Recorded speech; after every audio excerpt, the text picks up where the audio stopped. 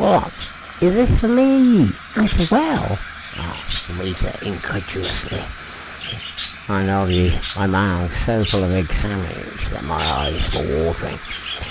Been robbing a bank, I chuntered, sputtering food. It was already 5 o'clock, and the first time I'd eaten since breakfast. Got out else you don't want? She was generally delighted, more pleased in fact, than she'd ever been over the engagement ring. She put the silver cross around her neck, fumbling under her metallic blonde hair to fasten the slender chain. Drawn a rock, said Arthur. Oh, it's woke up again. She bared her teeth at him.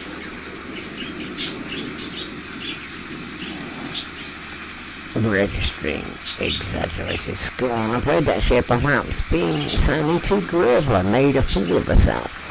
She said dubiously, peering down the glass. Aren't you supposed to go to church or something when you had one of these? Arthur said, yes, you've got to take a vow of chastity. Get back in the knife box, big head. Rita picked up my empty plate. Moved, I recognised an obscure gesture of affection. Can you bring me a fur coat tomorrow? She said genially. She went back to the counter, leaving us sitting at the rockety table in the corner of the Kit Kat by the huge throbbing refrigerator. The sexfulness is terrific, Arthur said, watching her go. I was back in the buoyant, almost hysterical mood. Lord, she is a handmaiden by desire, I said, raising a solemn white hand. Arthur took the cue to go on to the Bible routine. And the voice spake, he said in a loud, quavering voice. And the boy said, Lord, who was that lady I saw you wee last cockcrow? And Moses girded up his loins and said, verily, that was not a lady, that was my spouse. I responded, yea, and it was so. Yea, even unto the 5th and 6th generations. We finished our coffee and got up, guffawing and blowing kisses at Rita. Don't do how I wouldn't do, she called in an unusual mood herself. We left the glass doors wide open. The donut eaters yelling, Joe! After us and walked out into Moorgate and across the road towards Town Arcade. I got over the feeling of guilt at meeting Arthur so soon after hideous cock stopped with his leather. I'd been thinking of telling her about it in one form or another, but now I was glad that I hadn't. We walked into town Arcade shouting, Paper, water-clad, paper! And our voices echoed in the arched glass roof. The women shoppers shuffling miserably after each other with their string bags and their packets of cream biscuits stayed up. Payment, lady! A cold-flushing and imaginary echo. To my own surprise, I found I was still carrying under my arm the gramophone record I'd taken out the house hours ago. Let's go take the piss out of Murray, I said. Murray was the owner of the XL disc bar at the top of the arcade, a slight, dapper little man who looked like an Armenian. He wasn't interested in user work and all the rest of it, and was always going on about showing tolerance and treating everybody as animals. We had nothing to do, we would go around and bully him. Hey Murray, this movie's got grooves in it. Wonder if we'll get any Bookshy records out of him, said Arthur. We opened the door with our feet and almost fell into the shop. On Saturday afternoon, the XL disc bar was crowded with girls in gypsy earrings and youth with drain-back trousers. They were the same people that we saw on the Roxy every week. We never saw them anywhere else in Stratholme. They seemed to be transported invisibly from one place to another. They made me feel curiously old-fashioned. In my stained raincoat and my crumpled suit, and I put on the neck slack, sloping one shoulder down, trying to look as though the record of mine was a copy of Undermelt Wood, one of the Kit Kat crowd doing a sort of skater's waltz round the shop called Red Moons, but nobody else. The disc bar would not have made a good subject for Dale's Yorkshire sketchbook. It'd been a quite passably modern record shop when Murray first opened it, but under his policy of live and let live, it had been quickly reduced to a glass shambles. The cone-shaped ashtray stands, their bright yellow smudged with black, were already tilted, broken, and abandoned. The showcases, which were supposed to hang in mid-air on steel wires, sagged and lurched so dangerously they had to be propped up on old packing cases. One of them was broken, a great jagged crack going along one corner. There were scuff marks all around the orange walls. The girls in their tartan trousers swarmed around the record booth, leaving the door swinging open untidily, so that half a dozen melodies, the pop songs, the trumpet specialities, jazzed up hymns, met and collided somewhere in the middle of the shop. A boy about 16 in a leather lumberjacket was leaning against the counter, juggling a plastic record sleeve. Little Murray, in his red braces, was trying to make himself heard. Would you mind? I know it's a great temptation, but would you mind?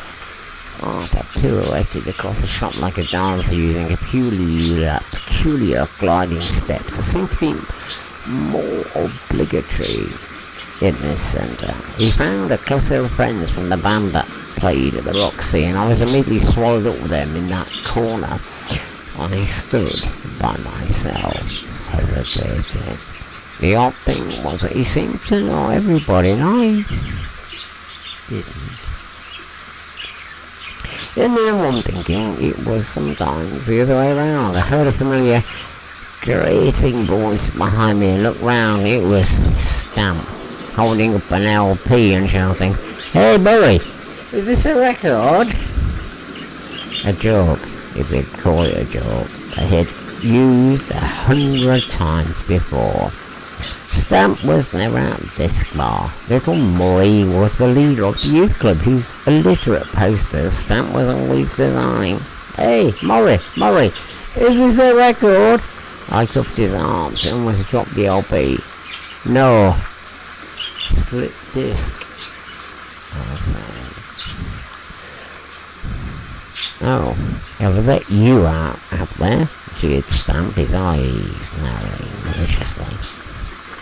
"Yes, they wanted to make room for you," I said. I was glad to have met Stamp. I turned away, looking round the shop to see if there was anyone else I knew. "I say," Stamp called back at me, "I wouldn't come in Monday if I were you," he said. "I wouldn't come in Tuesday if I were you." "Why not?" He was grinning in the malevolent way he had when he got hold of a piece of rich bad news. "I've just been back to the office to get some stuff," he said. "Shadrack's adding up your postage, but..." "After you with Shadrack," I said. I suddenly felt ill. "In the line, boy." "Did he say anything?" "What?" "Did he say anything, Dorsey, about that frigging postage book?" "No, he was just muttering to himself. He had all the money and all the stamps out there. He was adding it all up." "How much have you knocked out?" "I've knocked anything off. Some of Stamp's friends were hovering around, staring at me. Only the book's not up to date, that's all," I said. "Borstal, here we come," said Stamp. He turned back to his friends, tittering over his shoulder. He said casually, "Your mate's upstairs."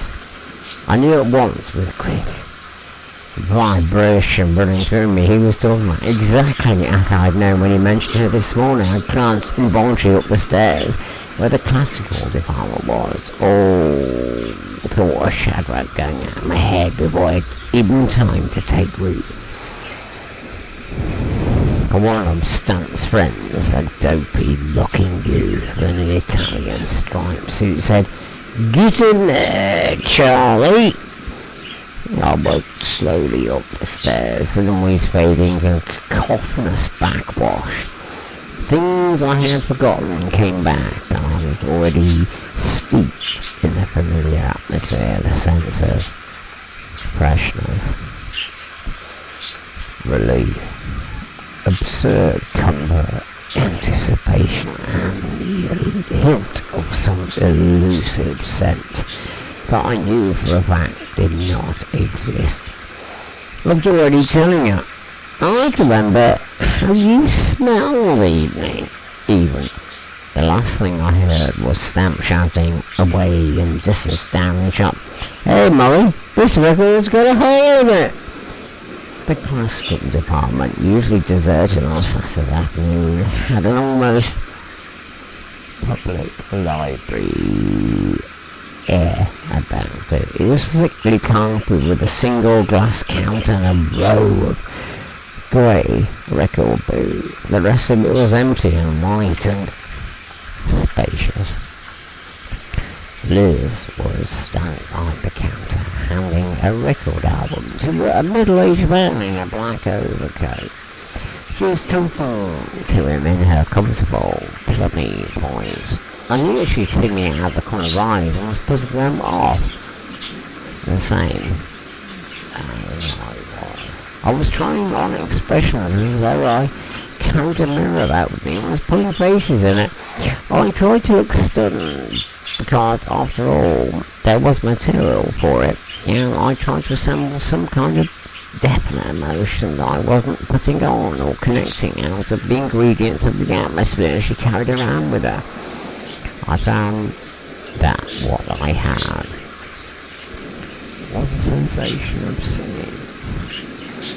A man picked up the record album and went into one of the record booths, closing the door behind me. I walked slowly forward to the counter. "Hello, Liz." "Hello, Billy." I spoke in what I hope was a low, husky voice, indicating the end of a long journey or something. But she spoke frankly and happily, as though she were delighted to see me and had no reason behind what she felt. We grinned at each other, full of relief, like people who had found each other again in a crowd. She was still wearing the same old things, the green tweed jacket and the crumpled black shirt, but the crisp white blouse went well with her round, shiny face, the mousy hair and the high eyes that laughed aloud. "Been a long time," I said, knowing the cliche, in fact selecting it as a cliche, but trying to put some meaning to what I was saying. She shook her head from side to side, happily considering the blank. "Oh, a month. 5 weeks. I ought to say it seemed like years." She grinned again. Liz was the only girl I'd ever met who knew how to grin, or anything about it. "Isn't this grand?" she said. "I could even remember how you smelled," I said. She gave me a malt down. "Thank you, kind sir," she said. "When did you get back?" "Yesterday." "Thank you very much for ringing up and telling me." She wrinkled her nose, not in the same as the witch, but in a friendly, candid way. Liz never gave excuses. "I'd have seen you tonight anyway," she said. "Are you going to the Roxy?" Here isn't, I thought. I started rapidly disposing of personnel. The witch, for one, would quite often be going into a nunnery or somewhere this afternoon. after this afternoon's business. Rita, if I stood her up, would not dream of paying her own way into the Roxy. I did not care. Anyway, no one I could tell Liz all about it if I wanted to. Yes, I said, but I wish you'd bung me up. I hadn't time. She grinned broadly again, telling Mark to believe her. I'm not worried because it didn't matter, and it didn't. Ask me what I'm doing here. What are you doing here? Helping Molly out for the day. No time to ring me up, but time to help Molly out. It still didn't matter. The only thing that crossed my mind was the very question of how Liz knew Molly. She didn't seem to know everybody. It was part of the enigma. One of the things about her that I could never get into the test tube. Well, what have you been doing all these weeks? She said, bubbling over with it all. How's the script writing?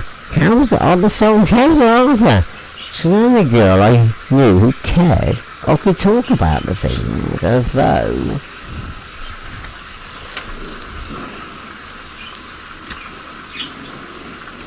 they really mattered. We began chattering, eagerly interrupting, laughing, grinning each other as though we knew the whole joke about the world and understood it. We talked until the man in the record booth, whom we had both forgotten, emerged with a record album and paid for it and went away. It was nearly closing. Ask me where I've been all these weeks, said Liz. No, I said steadily, not laughing this time. There was a one-standing challenge between us, and I always told myself that I would never ask. I did not know any longer whether I was afraid to, or whether I have some kind of respect for her, or whether it was just my obsession, like it grown my thumbnail and see it was a quarter of an inch long. But your master sent me a postcard, I said. Postcards next time. If there is a next time, she added softly. I went downstairs again, waving to her. The crowd had thinned out, leaving a litter of discarded records and cigarette packets on the floor other than the glass showcase. Arthur had gone and some of his friends from the band. Most Stamp's crowd were gone too, but Stamp was still there, sniggering with Maria looking over it. The old gramophone record still under my arm. I remembered that I'd come into this bar before in the first place. I was loath to approach Molly without Arthur to back me up, and I decided to do so for Stan's band. Hey, Molly, I said, can I have the money back on this record? He glared at me with a sour look. That wasn't hearing him. That's that boy. He only plays one tune. Molly rang up the cash register staff. Yes, I've been watching you, he said venomously. I've been hearing about you. Stamp was leaning on the counter, trying to look as though he didn't know what was going on. You're another one of those who come in here thinking you're in the shop. Well, I don't know where you get your money from. Murray always dribbled when he spoke. He sucked in vigorously with his upper lip, retrieving the thin spittle that had been trickling down his chin. Well, we're having a big clear out. From now on, it's a shop, not a marketplace. Take the money and clear out. You bring some coins on the scratch glass counter. I just scrabble at them to pick them up. Stamp was finding it difficult not to break out sniggering again. And don't come back again, said Murray. Well, I was whistling as I walked out the shop, and I whistled all the way down.